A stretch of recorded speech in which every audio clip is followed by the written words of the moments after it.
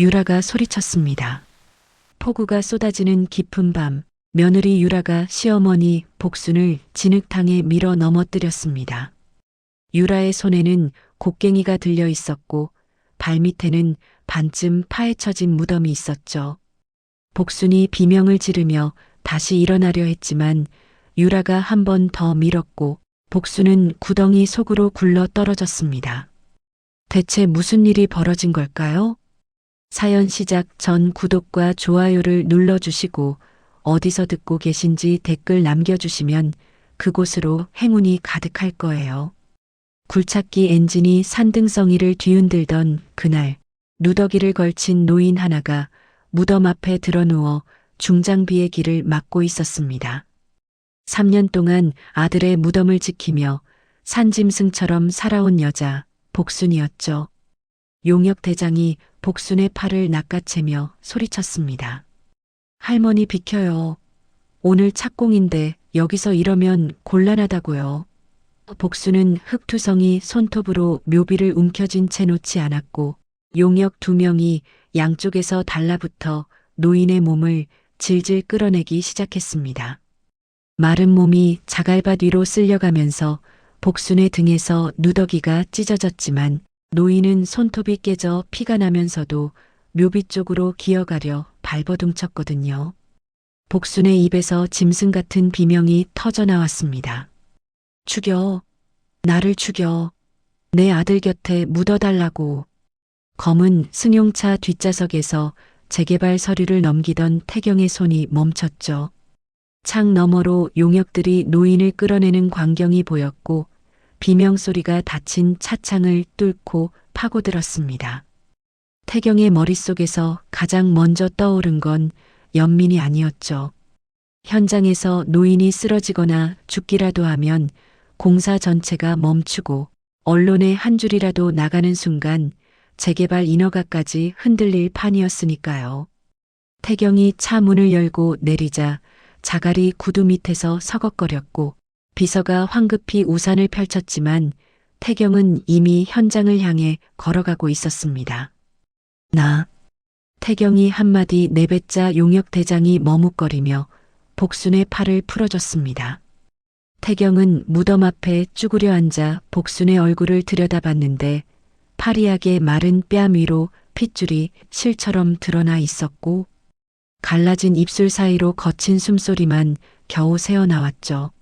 손바닥은 피와 흙이 뒤범벅이었고 갈비뼈가 들숨 날숨에 맞춰 선명하게 드러날 만큼 말라 있었죠. 이 노인이 3년을 이 산속에서 버텼다니 태경은 속으로 혀를 내둘렀습니다. 태경이 비서에게 지시했죠. 구급차 불러. 이 상태로 놔뒀다간 현장에서 쓰러져. 비서가 고개를 끄덕이는 사이 복순의 눈꺼풀이 파르르 떨리더니 간신히 열렸죠. 흐릿한 눈동자가 허공을 헤매다 태경의 얼굴 위에서 느릿하게 멈췄고 복순의 동공이 태경의 목 언저리를 더듬는 듯 했습니다. 그 순간이었죠. 복순의 입에서 신락 같은 한마디가 흘러나왔습니다. 도윤아. 태경의 눈이 휘둥그레졌습니다. 복순의 손이 허공을 더듬으며 태경의 옷깃을 잡으려 했지만 힘이 빠진 손가락이 허공만 쥐다 축 떨어졌고 고개가 옆으로 꺾이며 의식을 잃었습니다. 태경의 심장이 한 박자 건너뛰었죠. 지금 뭐라고 한 거지? 탈진한 노인의 헛소리라고 넘기면 그만이었는데 가슴 한쪽이 쥐어짜이는 이 묘한 감각은 도무지 설명이 되지 않았거든요. 태경은 고개를 한번 세차게 저으며 시선을 거뒀습니다. 누더기 사이로 비쭉 튀어나온 복순의 팔뼈를 보았을 때 이대로 두면 진짜 죽겠다는 판단이 먼저 섰죠. 태경이 복순의 등 뒤로 팔을 넣어 안아 올리자 놀라울 만큼 가벼웠고 뼈만 남은 몸에서 흙냄새와 풀 썩은 냄새가 한꺼번에 코를 찔렀습니다. 비서가 놀라 뛰어왔지만 태경은 이미 노인을 안은 채 차를 향해 걸어가고 있었죠. 태경이 복순을 뒷좌석에 조심스럽게 눕히며 비서에게 말했습니다. VIP 병동 연결하고 신원부터 파악해. 비서는 고개를 끄덕이며 수첩을 펼쳤습니다. 차 문이 닫히자 엔진 소리에 묻혀 복순의 가느다란 숨소리만 뒷좌석에 가득 찼는데 태경은 룸미러로 노인의 얼굴을 한 번 더 비춰보았죠. 주름 깊은 얼굴 위에 말라붙은 눈물 자국이 번들거렸고 방금 그 한마디가 자꾸 귓가에서 맴돌았지만 굳이 붙잡아둘 이유는 없었습니다. 차가 산길을 빠져나갈 때까지 태경은 다시 서리로 눈을 돌렸고 그것이 자신의 삶을 송두리째 뒤흔들 첫걸음이었다는 사실을 아직은 까맣게 모르고 있었죠. VIP 병동의 하얀 불빛 아래서 복순이 눈을 떴을 때 가장 먼저 코를 찌른 건 소독약 냄새였습니다. 선산의 흙바닥이 아니라 뽀얀 시트가 깔린 깨끗한 침대 위라는 사실이 낯설어 복순은 고개를 두리번거렸죠. 손등에 꽂힌 링거 바늘이 욱신거렸고 창밖으로 낯선 도시의 불빛이 쏟아져 들어왔습니다. 여기가 어디지? 복순이 몸을 일으키려는데 온몸의 관절이 뻐근하게 비명을 질렀고 그때 병실 문 너머에서 낮은 목소리가 흘러들어왔죠. 태경이 복도에서 비서에게 복순의 상태를 묻는 전화 통화였는데 그 목소리가 복순의 귓바퀴를 파고든 순간 노인의 온몸에 전기가 흐르듯 소름이 돋았죠. 저 목소리, 복순의 두 눈이 번쩍 뜨였거든요. 선산에서 흐릿한 의식 속에 들었던 그 울림이 이번에는 또렷하게 귀를 때렸고 복순은 링거줄이 팽팽하게 당겨지는 것도 모른 채 침대에서 벌떡 일어났죠. 링거대가 바닥에 쓰러지며 쨍그랑 소리가 병실을 울렸지만 복순의 귀에는 아무것도 들리지 않았습니다. 마침 병실 문을 열고 들어서던 태경의 가슴팍에 복순이 와락 매달리며 울부짖었죠. 도윤아, 도윤아 이 목소리가 맞잖아. 태경은 깜짝 놀라 복순의 어깨를 양손으로 잡고 떼어내려 했지만 뼈만 남은 손가락이 태경의 옷깃을 쇠집게처럼 움켜쥐고 놓지 않았거든요. 태경이 차분하게 말했습니다. 어르신, 저는 도윤이가 아닙니다. 진정하세요. 복순의 동작이 멈췄습니다. 떨리는 손끝으로 태경의 눈썹, 코, 턱선을 더듬던 복순의 얼굴에 혼란이 스쳤죠. 이목구비가 전혀 달랐습니다. 복순의 손이 허공에서 멈추더니 스르르 내려왔고 노인의 귀까지 새빨갛게 달아올랐죠. 복순이 고개를 푹 숙이며 말했습니다. 아이고, 죄송합니다. 복순이 창피한 듯 손을 비비며 덧붙였죠. 우리 아들이 죽은 지 3년인데 목소리가 너무 똑같아서 그만. 복순은 말끝을 흐리더니 갑자기 주먹을 쥐어 자기 이마를 퍽퍽 쥐어박기 시작했죠. 복순이 자신의 이마를 때리며 소리쳤습니다. 이놈의 정신머리. 남한테 무슨 짓이야 이게. 복순의 이마가 금세 벌겋게 부풀어 올랐습니다. 태경의 눈이 복순의 주먹에 고정됐죠. 이마를 쥐어박는 저 동작이 어딘가 묘하게 익숙했거든요. 태경이 자연스럽게 복순의 손목을 잡아내리며 말했습니다. 어르신, 그러면 저처럼 두통 생겨요. 그만하세요. 복순은 태경의 손길에 화들짝 놀라 고개를 들었습니다. 어쩜 하는 짓까지. 복순의 입에서 바람 빠지는 소리가 새어나왔습니다. 태경은 고개를 한쪽으로 갸웃했죠. 내 습관이 이 할머니 아들이랑 비슷한 모양이구나 싶었지만 우연이라 생각하고 대수롭지 않게 넘겼습니다. 복순을 다시 침대에 눕히고 돌아서려는데 복순이 콜록콜록 기침을 쏟아냈죠. 마른 기침이 한참을 끊이지 않아 복순의 얼굴이 시뻘겋게 달아올랐고 태경은 자기도 모르게 주머니를 뒤적였습니다. 손끝에 잡힌 박하사탕 하나를 꺼내 복순의 손바닥 위에 올려놓았죠. 왜 그랬는지는 알 수 없었죠. 그냥 기침 소리를 듣는 순간 손이 먼저 움직였을 뿐이었거든요. 복순이 손바닥 위 박하사탕을 내려다보더니 숨이 멎은 듯 온몸이 굳어졌습니다. 태경이 멈칫하며 중얼거렸죠. 아니 어떡해. 복순의 눈가에 물기가 차올랐죠. 생긴 건 하나도 안 닮았는데 목소리도 그렇고 이마 쥐어박는 버릇도 그렇고 기침하면 박하사탕을 꺼내주는 것까지 세상에 이렇게 똑같은 사람이 있을 수가 있는지. 복수는 사탕을 꼭 쥔 채 한참 동안 입을 열지 못했죠. 태경이 병실을 나서려 할 때였습니다. 복순이 창밖을 바라보며 혼잣말처럼 중얼거렸습니다.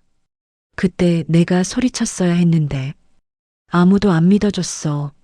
목소리가 너무 작아서 태경은 발을 멈추고 돌아봤지만 복수는 이미 눈을 감고 있었고 주름진 볼 위로 눈물 한 줄기가 소리 없이 흘러내렸죠. 무슨 뜻인지 물어볼 타이밍은 이미 지나 있었죠. 태경은 조용히 문을 닫았고 복도의 형광등, 불빛 아래를 걸어가는 내내 주머니 속 박하사탕 봉지가 바스락거리는 소리만 자꾸 귀에 맴돌았습니다. 비서가 가져온 보고서를 펼치는 순간 태경의 미간이 좁아졌습니다. 복순의 보호자로 등록된 이름이 한유라, 재개발 사업의 공동 파트너였거든요. 죽은 남편의 재산을 물려받아 부동산 회사를 운영하는 젊은 대표라는 건 알았지만 그 시어머니가 선산에서 3년째 노숙하고 있었다니 태경은 고개를 갸웃했습니다. 며느리가 멀쩡히 사업을 하면서 시어머니를 산속에 내버려뒀다는 게 선뜻 이해가 되지 않았죠. 태경은 보고서를 덮으며 비서에게 유라의 연락처로 병원 주소를 보내라고 지시했죠. 유라가 병원에 도착한 건 연락을 받고 2시간이 훌쩍 지나서였습니다. 하이힐 소리가 복도에 날카롭게 울렸고 진한 향수 냄새가 소독약 냄새를 덮으며 병실 안까지 밀려들었죠. 명품 가방을 팔에 걸친 유라가 병실 문을 열자마자 복순을 내려다봤습니다. 아이고, 이 노인네가 아직 안 죽었어? 유라의 입에서 서리빨 같은 말이 튀어나왔고 복순은 며느리의 얼굴을 보자마자 이불을 끌어올려 얼굴을 가렸죠. 유라는 콧방귀를 뀌며 복순의 이불을 획 잡아당겼습니다. 선산에서 거짓골로 굴러다니다 남한테 민폐나 끼치고 창피한 줄 알아요. 복순의 입술이 파르르 떨렸지만 한마디도 하지 못했죠. 며느리 앞에서 입을 열면 뭐가 돌아올지 3년 동안 뼈저리게 배운 몸이었거든요. 그때 복도에서 태경의 구두 소리가 들렸습니다. 유라의 표정이 순식간에 바뀌었죠. 차갑던 눈매가 촉촉해지더니 입꼬리가 부드럽게 올라갔고 방금 전까지 시어머니를 짓밟던 목소리에 벌꿀을 바른 듯한 떨림이 깔렸습니다. 태경이 병실에 들어서자 유라는 눈가를 손가락으로 찍으며 말했죠. 태경 대표님 죄송합니다. 시어머님이 이렇게 되신 줄 몰랐어요. 유라가 눈물을 훔치며 말을 이었습니다. 남편이 떠난 뒤 제가 신경을 못 썼네요. 한쪽 눈에서 눈물이 또르르 굴러떨어졌고 태경은 고개를 끄덕이며 자리를 권했습니다. 복수는 이불 속에서 며느리의 연기를 지켜보며 주먹을 꽉 쥐었지만 입을 열면 또 헛소리하는 노인 취급을 당할 게 뻔했거든요. 유라는 태경과 나란히 복도로 나왔습니다.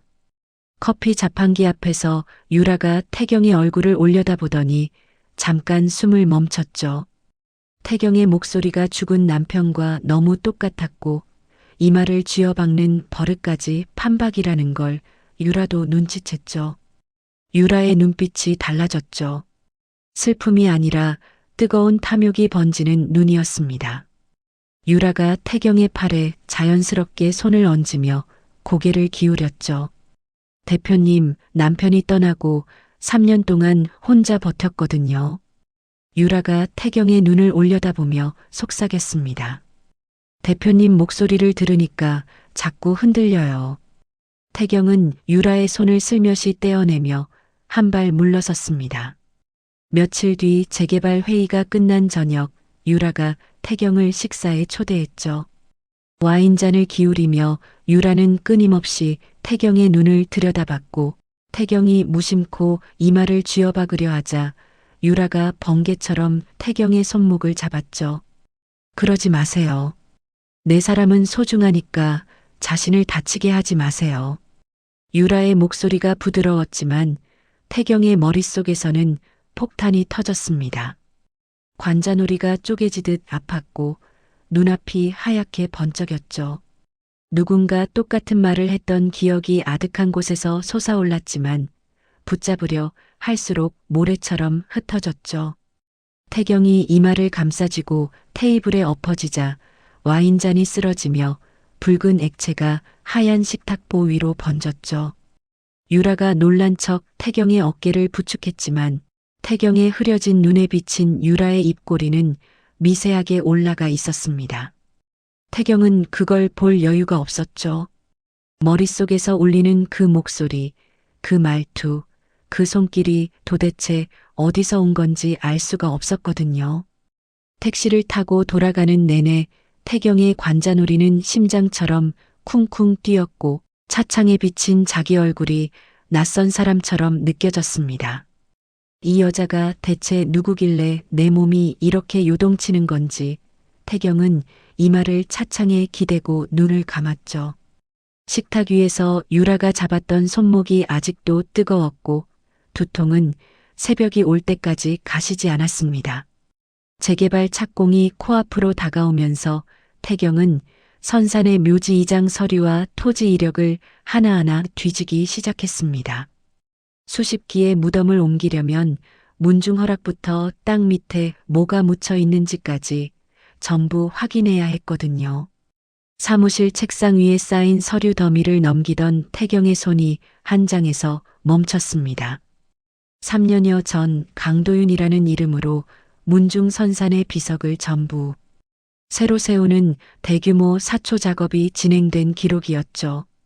비석 수십 기를 한꺼번에 교체하려면 적지 않은 돈이 들었을 텐데 죽기 석 달 전에 왜 갑자기 이런 일을 벌였을까? 태경은 미간을 좁히며 서류를 다시 읽었지만 사초의 사유란에는 풍화훼손이라는 네 글자만 덜렁 적혀 있었습니다. 태경은 직접 선산을 찾아가 직위 어르신을 만났습니다. 허리가 굽은 노인이 막걸리 잔을 내려놓으며 입을 열었죠. 직위가 기억을 더듬으며 말했습니다.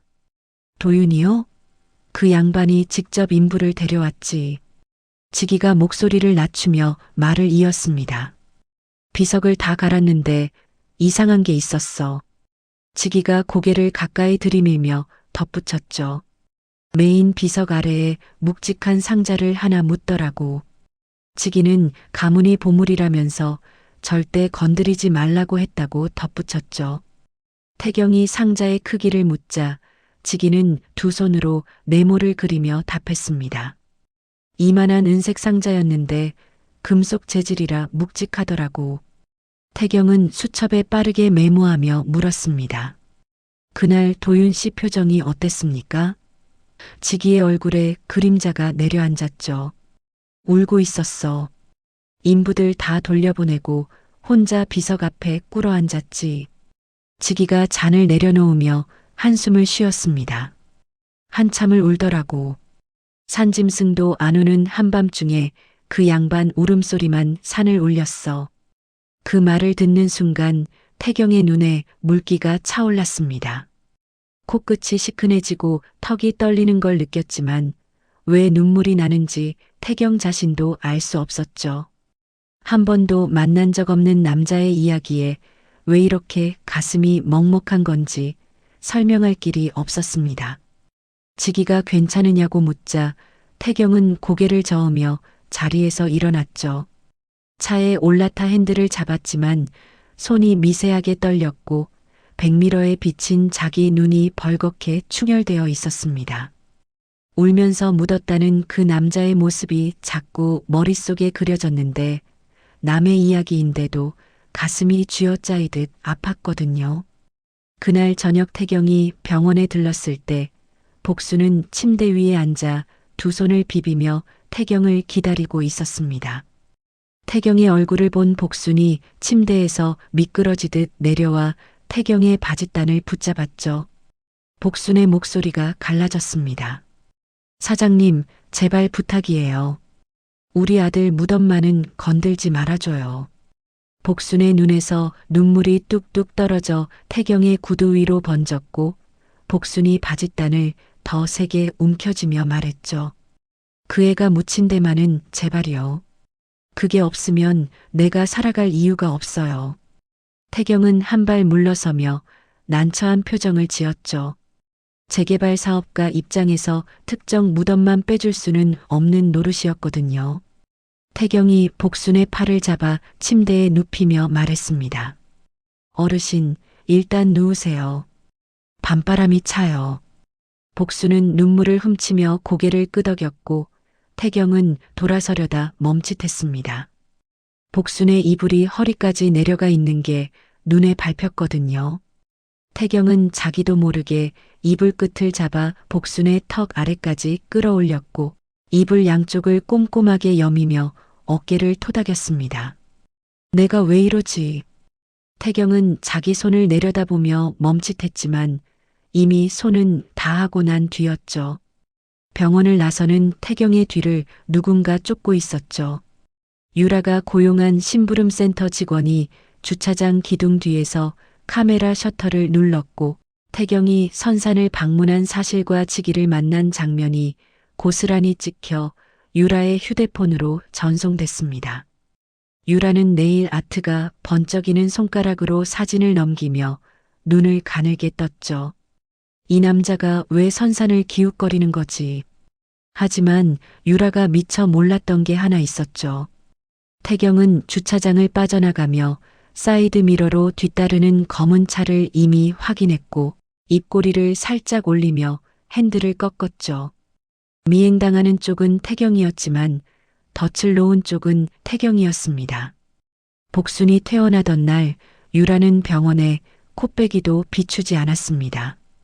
태경이 비서를 시켜 유라에게 시어머니 퇴원 사실을 알렸지만 유라에게서 돌아온 건 바빠서 못 간다는 문자 한 줄이었죠. 갈 곳 없는 노인을 병원 로비에 세워둘 수는 없었고 길에서 쓰러지기라도 하면 또 사업에 불똥이 튈 판이었습니다. 태경은 비서에게 병원 근처 원룸 하나를 계약하라고 지시했죠. 사업적 판단이었습니다. 그 이상도 이하도 아니었거든요. 원룸 열쇠를 건네받은 복수는 한참 동안 열쇠를 손바닥 위에 올려놓고 바라봤습니다. 3년 만에 지붕 있는 방에서 잠을 잘 수 있다는 사실이 믿기지 않는 듯 눈물이 주르르 흘러내렸죠. 복수는 태경에게 연신 허리를 굽히며 말했습니다. 사장님, 이 은혜는 죽어서도 못 갚아요. 복순이 손수건으로 눈물을 닦으며 덧붙였죠. 밥 한 끼는 해드려야 하는데 내일 저녁에 오실 수 있어요? 태경은 거절하려다 복순의 벌겋게 부은 눈을 보고 고개를 끄덕였죠. 다음 날 저녁 원룸 문을 열자 고소한 들깨 냄새가 코를 감쌌죠. 좁은 부엌에서 복순이 앞치마를 두르고 수제비 반죽을 뜯어넣고 있었죠. 냄비에서 보글보글 끓어오르는 소리가 좁은 방을 가득 채웠고 김이 천장까지 피어올랐습니다. 복순이 뚝배기를 식탁에 내려놓으며 말했습니다. 우리 아들이 제일 좋아하던 거예요. 이것만큼은 자신 있어요. 뽀얀 국물 위로 들깨 기름이 동그랗게 떠올랐죠. 태경이 숟가락을 들어 한 입 떠넣는 순간이었죠. 혀에 닿은 들깨 국물의 맛이 퍼지자마자 태경의 머릿속에서 번개가 쳤습니다. 하얀 섬광 속에서 누군가의 손이 보였고 뜨거운 불길이 얼굴을 핥았습니다. 비명소리, 쇠가 찌그러지는 소리, 그리고 타이어가 아스팔트를 긁는 굉음이 한꺼번에 귀를 찢었죠. 태경이 숟가락을 떨어뜨리며 입을 틀어막았습니다. 위장이 뒤집어지듯 구역질이 치밀어 올랐고 태경은 의자를 넘어뜨리며 싱크대로 달려가 입안의 것을 전부 토해냈습니다. 복순이 놀라 달려왔지만 태경은 싱크대를 붙잡은 채 한참을 헐떡였죠. 방금 스쳐간 장면들이 뭔지 알 수 없었지만 온몸이 공포로 얼어붙었죠. 복순이 등을 쓸어주며 괜찮냐고 연거푸 물었고 태경은 고개를 저으며 물을 한 잔 들이켰습니다. 입안에 남은 들깨 맛이 사라지지 않았고 그 맛이 방금 본 불길과 겹쳐질 때마다 속이 다시 뒤틀렸거든요. 며칠 뒤 유라가 태경의 사무실로 찾아왔습니다. 짧은 원피스에 진한 향수를 뿌리고 온 유라가 소파에 앉으며 다리를 꼬았죠. 대표님, 요즘 저 피하시는 것 같아서 서운해요. 유라가 몸을 기울이며 태경의 넥타이를 잡아당겼고 얼굴이 코앞까지 다가왔죠. 유라의 입술이 태경의 입. 술에 닿으려는 찰나 태경의 몸이 먼저 움직였죠. 가슴 깊은 곳에서 치솟은 역겨움이 팔을 밀었고 유라가 소파 위로 낮아빠졌습니다. 태경 자신도 깜짝 놀랐죠. 머리는 아무 판단도 내리지 않았는데 온몸의 세포가 이 여자를 밀어내라고 비명을 질렀거든요. 유라가 창피함과 분노로 얼굴이 벌겋게 달아올라 사무실을 나간 뒤 태경은 복순의 원룸을 찾아갔습니다. 식탁에 마주 앉은 태경이 조심스럽게 입을 열었죠. 어르신, 며느리 유라 씨에 대해 물어볼 게 있습니다. 태경이 복순의 눈을 바라보며 말했습니다. 아드님의 사고, 정말 단순한 사고였습니까? 복순의 숟가락을 잡은 손이 딱 멈췄습니다.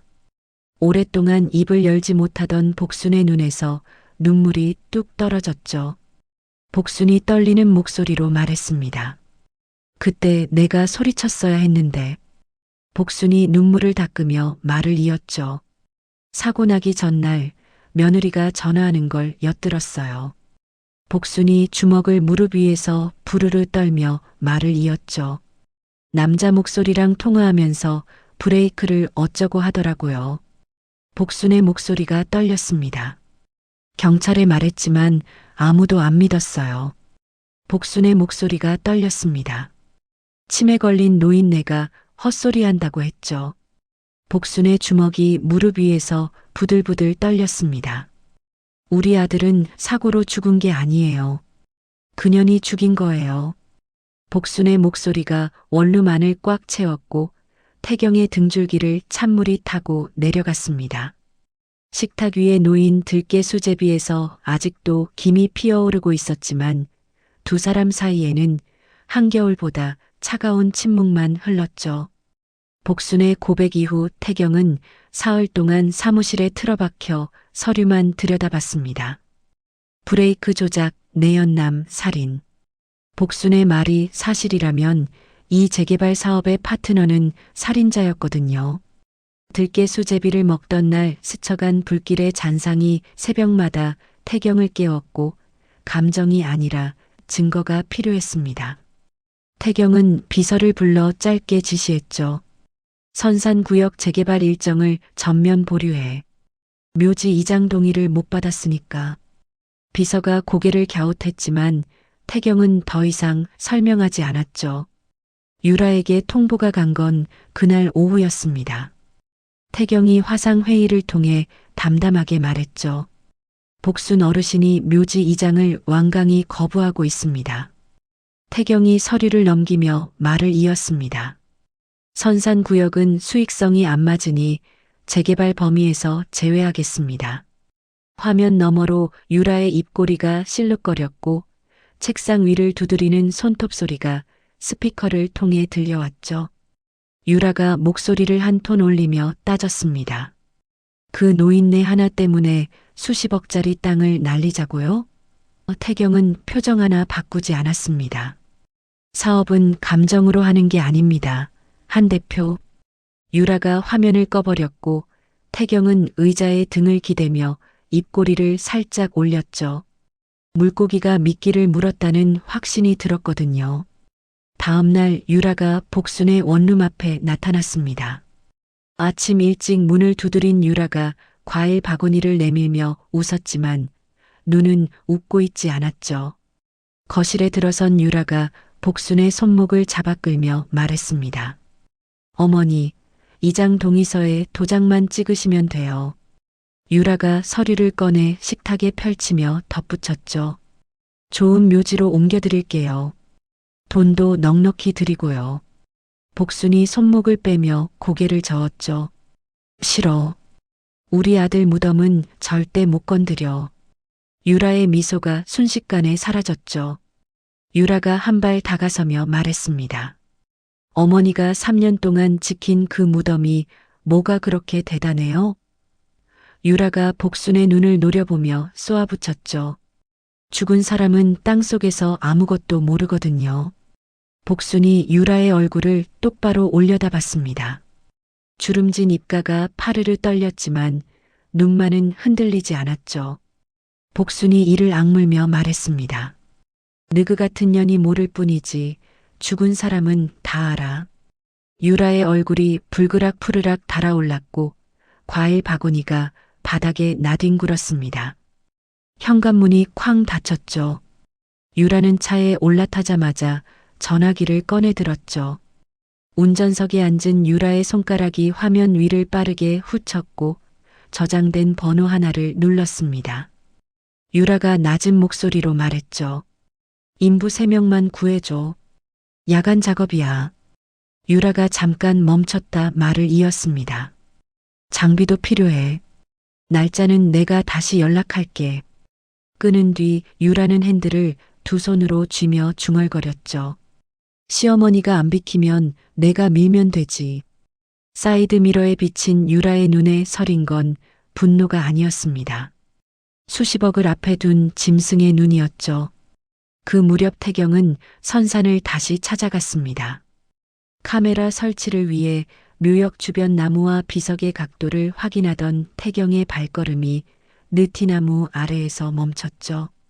굵은 뿌리가 땅 위로 솟아오른 모양이 어딘가 익숙했고 손바닥으로 나무 껍질을 만지자 거친 질감이 손끝에서 전류처럼 퍼졌습니다. 바람이 나뭇잎을 흔들었고 그 소리가 누군가의 웃음소리처럼 들렸죠. 여기 와본 적 있어. 태경의 머릿속에서 누군가가 속삭였지만 장면은 흐릿하게 녹아버렸죠. 태경은 떨리는 손으로 나무줄기에 손을 댄 채 한참을 서 있었고 이마를 쥐어박으려다 멈추며 주먹을 꽉 쥐었죠. 차로 돌아온 태경은 백미러에 비친 자기 얼굴을 한참 들여다봤습니다. 3년 전 사고로 바뀐 이 얼굴은 늘 낯설었죠. 거울을 볼 때마다 남의 얼굴을 쓴 것 같은 기분이 사라지지 않았고 사고 이전의 기억은 안개 속에 잠겨 있었습니다. 태경은 비서에게 전화를 걸었죠. 3년 전 이 선상 근처 교통사고 기록을 전부 뽑아. 태경이 목소리를 낮추며 덧붙였습니다. 사망자 신원, 차량 번호, 사고 경위까지 빠짐없이. 비서가 보고한 건 그날 밤이었습니다. 비서가 조심스럽게 말했죠. 유라 대표가 인력사무소에 야간 작업 인부를 요청했더군요. 태경은 전화기를 내려놓으며 고개를 끄덕였죠.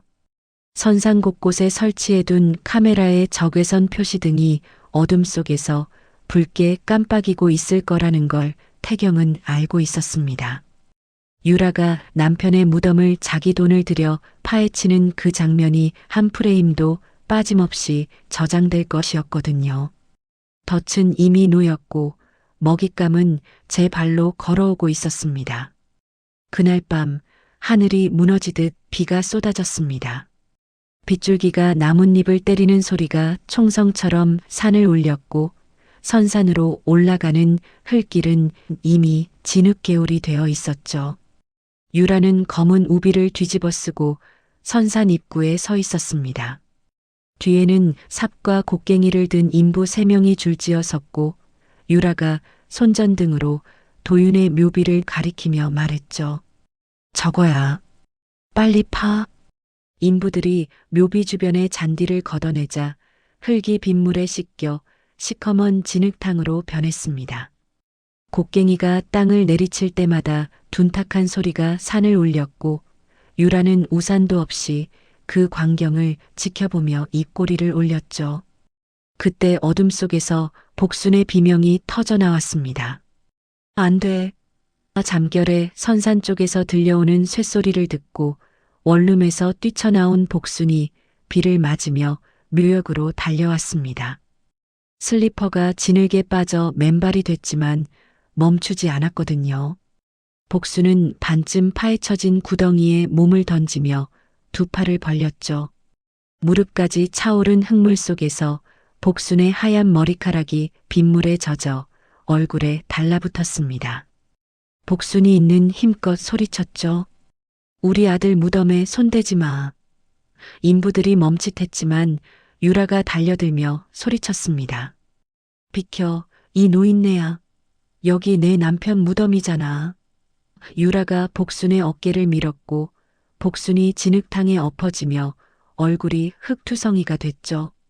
빗물에 섞인 흙이 복순의 입으로 흘러들었지만 복순은 흙을 뱉어내며 다시 일어나려 했습니다. 유라가 인부에게 눈짓했고 두 명이 복순의 팔을 붙잡아 묘역 밖으로 끌어냈죠. 복순이 발버둥 치는 동안에도 곡괭이질은 멈추지 않았죠. 얼마 지나지 않아 삽 끝에 나무가 걸리는 소리가 났죠. 인부 하나가 손전등을 비추자 관 뚜껑이 드러났죠. 유라가 성큼 다가와 관 뚜껑을 열라고 재촉했고 인부가 뚜껑을 밀어 젖히는 순간 현장이 얼어붙었죠. 관 안에 아무것도 없었거든요. 시신도 유골도 수의 한 조각도 없는 텅 빈 나무 상자가 빗물을 받아 웅덩이처럼 고여 있었습니다. 유라는 빈 관을 내려다보며 입술을 꽉 깨물었죠. 시신이 없다는 건 유라도 알고 있었습니다. 하지만 인부들 앞에서 빈 관이 드러났다는 건 전혀 다른 문제였거든요. 복수는 인부들의 손을 뿌리치고 구덩이로 기어와 빈 관 안을 두 손으로 더듬었습니다. 손톱이 나무 바닥을 긁는 소리가 빗소리 사이로 스며들었고 아무것도 잡히지 않았죠. 3년 동안 밤낮으로 지켜온 무덤 안에 아들이 없었거든요. 복순의 입에서 소리 없는 울음이 새어나왔고 진흙 묻은 손으로 자기 가슴을 치며 주저앉았죠. 복순이 무너지듯 부르짖었습니다. 도윤아, 도윤아. 복순의 울부짖음이 빗줄기를 타고 산 아래까지 흘러내렸죠. 그 순간 묘역 뒤편에서 불빛 하나가 다가왔습니다. 태경이었죠. 검은 코트 자락에 빗물이 흘러내렸고 한 손에는 카메라가 들려 있었습니다. 유라의 얼굴이 흙빛으로 변했죠. 태경이 천천히 구덩이 앞에 서며 입을 열었습니다. 무덤이 비어 있군요. 시신 없이 사망 처리한 건 누구입니까? 유라의 입술이 파르르 떨렸지만 아무 말도 나오지 않았거든요. 인부들이 하나둘 뒷걸음질 치기 시작했고 유라는 진흙에 주저앉은 채 태경의 카메라를 올려다봤습니다. 빗물 사이로 빨간 녹화 표시등이 깜빡이고 있었죠. 자신이 남편의 무덤을 파헤치는 모든 과정이 찍혔다는 걸 유라도 알아챘습니다. 태경은 유라를 더 이상 쳐다보지 않았죠. 비서에게 전화를 걸어 대기 중이던 중장비를 올리라고 지시했고 인부들에게 바로 옆 조상 비석을 가리켰죠. 저 비석 아래를 파십시오. 대기하고 있던 포클레인이 엔진을 걸었고 굉음과 함께 비석이 천천히 들려 올랐습니다. 흙 속에서 은빛으로 빛나는 금속 상자가 모습을 드러냈죠. 비에 젖어서도 녹 하나 없는 티타늄 금고였죠. 태경의 손이 금고 표면에 닿는 순간 손끝이 바늘로 찌르듯 저렸고 심장이 거세게 뛰기 시작했죠. 열어야 해. 하지만 열면 돌이킬 수 없어. 빗물이 금고 위를 타고 흘렀고 그 물줄기가 눈물 자국처럼 보였습니다. 폭우가 모든 것을 집어삼키는 밤, 선산 한가운데에서 세 사람의 운명을 가를 상자가 빗물에 젖은 채 태경의 손길을 기다리고 있었습니다. 태경의 손가락이 금고 잠금장치 위에서 멈췄습니다. 비에 젖은 손끝이 미끄러졌고 심장이 갈비뼈를 두드리듯 요동쳤죠.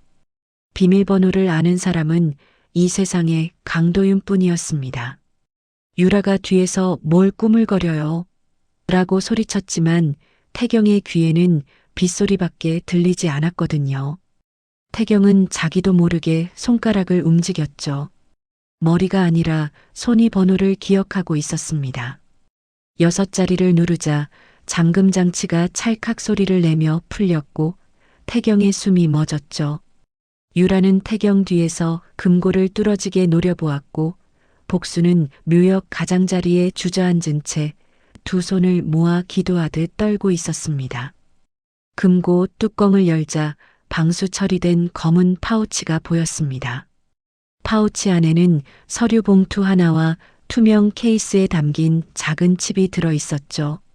태경이 떨리는 손으로 서류 봉투를 열자 사진 한 장이 미끄러져 나왔습니다. 사진 속 남자가 활짝 웃으며 노인의 어깨를 감싸고 있었죠. 그 노인은 지금보다 훨씬 건강한 얼굴의 복순이었고 남자의 눈매는 거울 속 자신의 눈과 똑같았습니다. 사진 뒷면에는 어머니 생신, 아들 도윤 올림이라고 적혀 있었거든요. 태경의 손이 사진을 쥔 채 부들부들 떨렸고 사진 위로 떨어진 빗방울이 글씨를 번지게 했습니다. 사진 뒤에는 유라와 이름 모를 남자가 주고받은 계약서가 있었습니다. 보험금 분배 비율, 사고 위장 방법, 브레이크 오일 배출 시점과 장소까지 빼곡하게 적혀 있었죠. 태경의 눈동자가 한 줄 한 줄을 따라갈 때마다 손끝이 차갑게 식어갔습니다. 그 아래에는 블랙박스 칩이 별도의 방습 케이스에 밀봉되어 있었죠.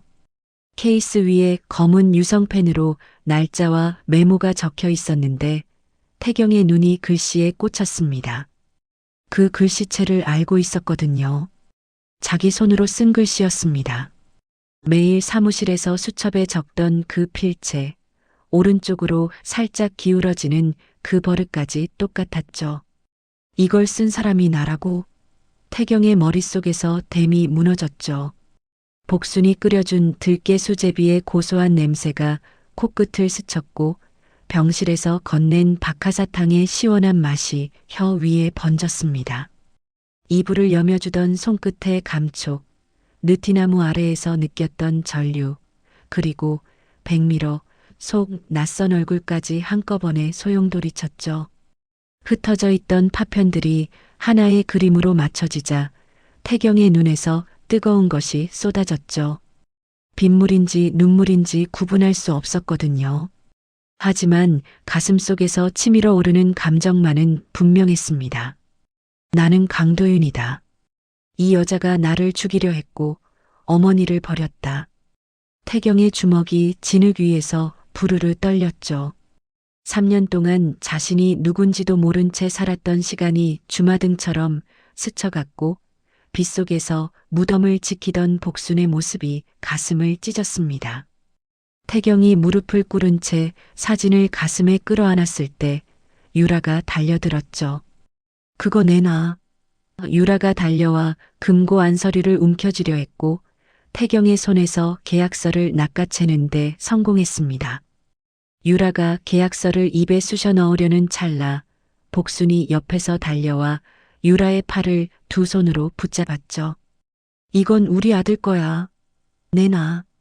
복순의 손톱이 유라의 손등에 파고들었고 유라가 비명을 지르며 종이를 놓쳤죠. 복순은 구겨진 계약서를 두 팔로 끌어안고 금고 위에 엎드렸죠. 진흙과 빗물에 범벅이 된 복순의 등이 부들부들 떨렸지만 누가 와도 놓지 않겠다는 듯 온몸으로 감고를 감쌌습니다. 3년 전 움막에서 무덤을 지켰던 것처럼 복순은 이번에도 아들의 것을 지켜내고 있었죠. 이건 가짜야. 너 누구야? 유라가 태경을 향해 소리쳤지만 태경은 천천히 일어섰죠. 빗물이 얼굴을 타고 흘러내렸지만 눈만은 흔들리지 않았죠. 태경은 유라를 내려다보며 한마디도 하지 않았죠. 대신 진흙투성이가 된 복순에게 다가가 자신의 코트를 벗어 복순의 어깨에 걸쳐 주었습니다. 이번에는 왜 그러는지 알고 있었거든요. 복순이 고개를 들어 태경을 올려다봤고 태경의 눈가에 맺힌 눈물이 빗물과 함께 떨어졌죠. 복순은 그 눈물을 보며 무언가를 느꼈는지 입술을 달싹였지만 아무 말도 하지 못했습니다. 그 눈물 한 방울 속에 3년간의 모든 진실이 담겨 있었거든요. 태경이 천천히 유라 앞으로 걸어갔습니다. 빗물이 두 사람 사이를 가르듯 쏟아졌고 유라는 진흙바닥에 주저앉은 채 태경을 올려다봤죠. 태경이 유라의 어깨를 두 손으로 움켜쥐었습니다. 유라가 몸을 비틀었지만 태경의 손아귀에서 빠져나갈 수 없었죠. 태경이 한 손을 들어 자신의 이마를 세게 쥐어박았습니다. 쿵, 둔탁한 소리가 빗소리를 뚫고 울렸거든요. 태경의 입에서 낮고 차가운 목소리가 흘러나왔죠. 이놈의 정신머리. 태경이 유라의 눈을 내려다보며 말했습니다. 이 버릇 때문에 내 죄를 내 손으로 직접 파헤치게 됐군. 유라의 눈동자가 흔들렸습니다. 이마를 쥐어박는 저 버릇, 저 목소리, 저 소나기의 힘. 유라의 얼굴에서 핏기가 빠져나갔죠. 유라의 목소리가 갈라졌습니다. 당신 설마. 태경이 유라의 눈을 똑바로 들여다보며 말했죠. 나야 유라. 내가 죽인 줄 알았던 남편이 돌아왔어. 태경의 목소리는 차분했지만 유라의 어깨를 쥔 손가락 끝은 하얗게 질려 있었죠. 유라의 입이 벌어졌지만 소리가 나오지 않았습니다. 3년 전 불에 탄 줄 알았던 남자가 다른 얼굴로 자기 앞에 서 있었거든요. 자신이 유혹했던 남자, 넥타이를 잡아당겼던 남자, 키스하려다 밀쳐진 상대가 전부 죽은 남편이었습니다. 유라의 머릿속에서 3년간의 기억이 한꺼번에 뒤집혔죠. 유라가 태경의 손을 뿌리치고 뒤로 기어갔죠.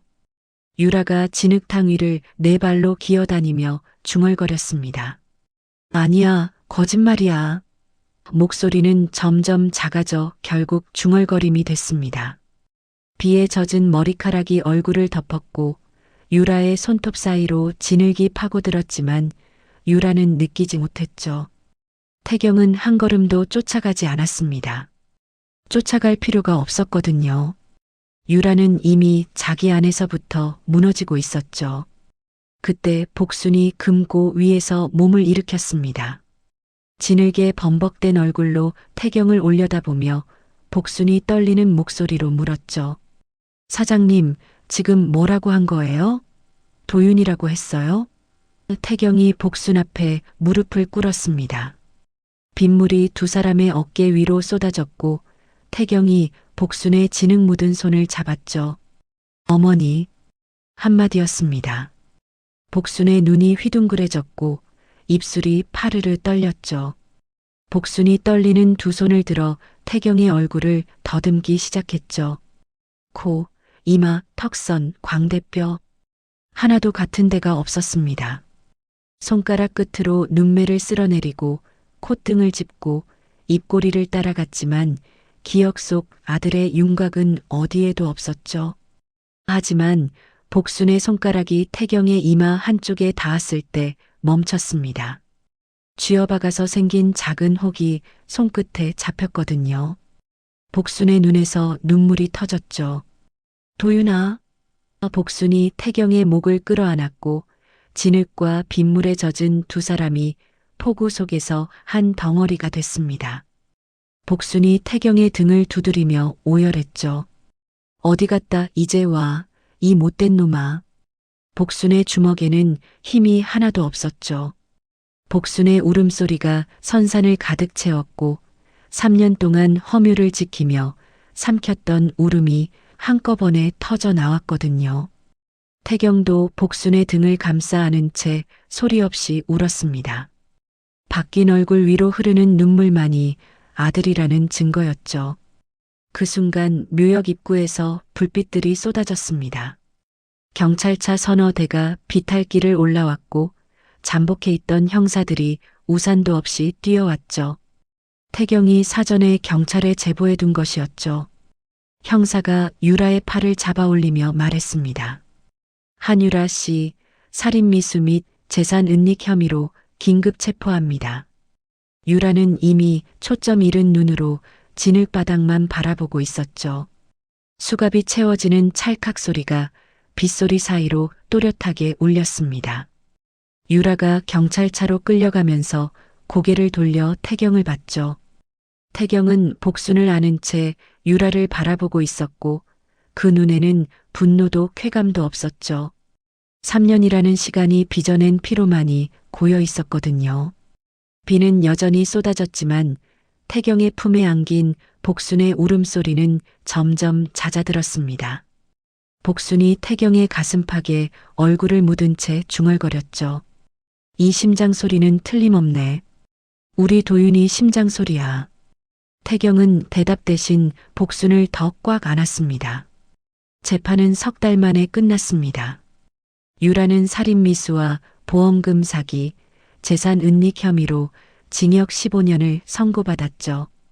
법정에서 끌려나가는 유라의 얼굴에는 선산 그 밤의 광기도 태경을 유혹하던 자신감도 남아있지 않았습니다.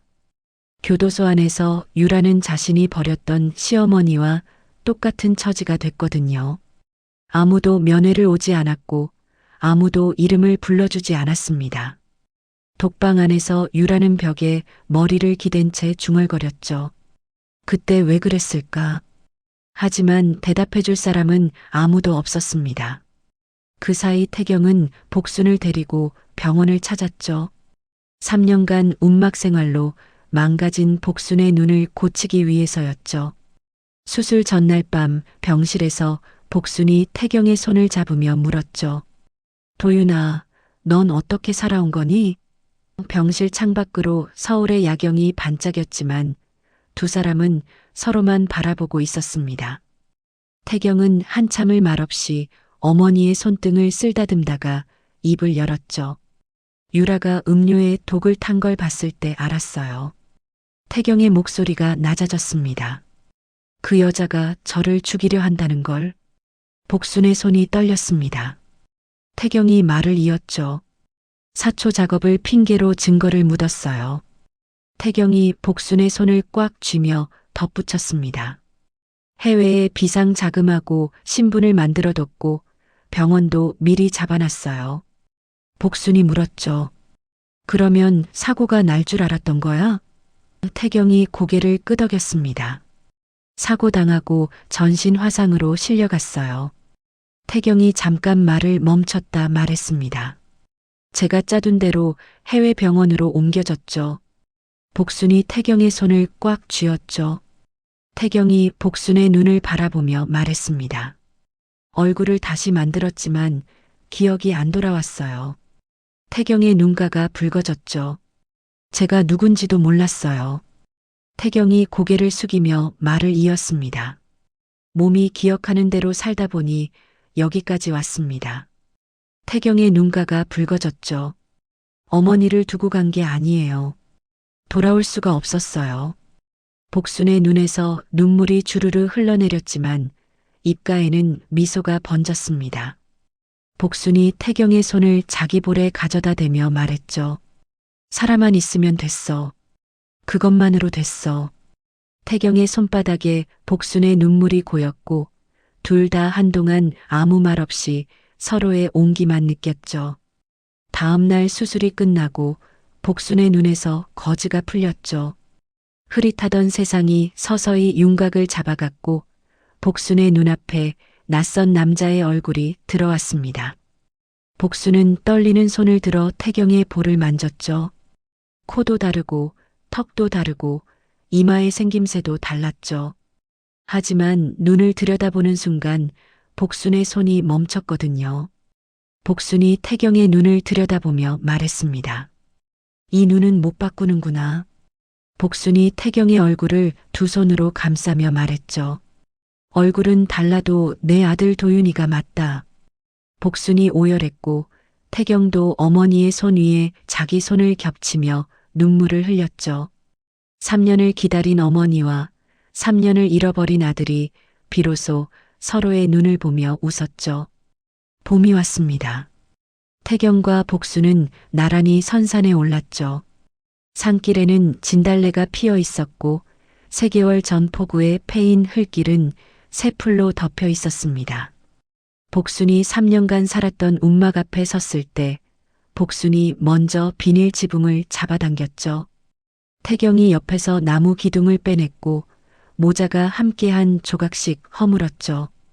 바람이 불어 먼지가 날렸고 움막이 있던 자리에 햇살이 쏟아졌죠. 복순이 빈터를 바라보며 한숨을 쉬었지만 그 한숨은 슬픔이 아니라 안도였습니다. 태경은 선산 재개발을 철회하고 그 자리에 어머니의 숲을 조성했죠. 복순이 3년간 움막에서 바라보던 그 언덕 위에 벚나무와 단풍나무가 줄지어 심어졌고 움막 터에는 작은 정자가 올라갔죠. 벚나무 묘목을 심는 날 복순이 삽으로 흙을 덮으며 웃었습니다. 내년 봄에는 여기서 꽃 구경하자. 태경이 고개를 끄덕이며 복순의 어깨를 감쌌죠. 두 사람이 벚나무 사이를 걸어 내려가는 뒷모습 위로 봄바람이 불었고 선산 어딘가에서 꾀꼬리가 울었습니다. 복순이 걸음을 멈추고 하늘을 올려다봤죠. 도윤아, 바람이 따뜻하다. 태경이 어머니의 손을 잡았고 두 사람의 그림자가 봄볕 아래 하나로 겹쳤죠. 지금까지 사연 볶는 집이었습니다. 오늘도 행복하세요.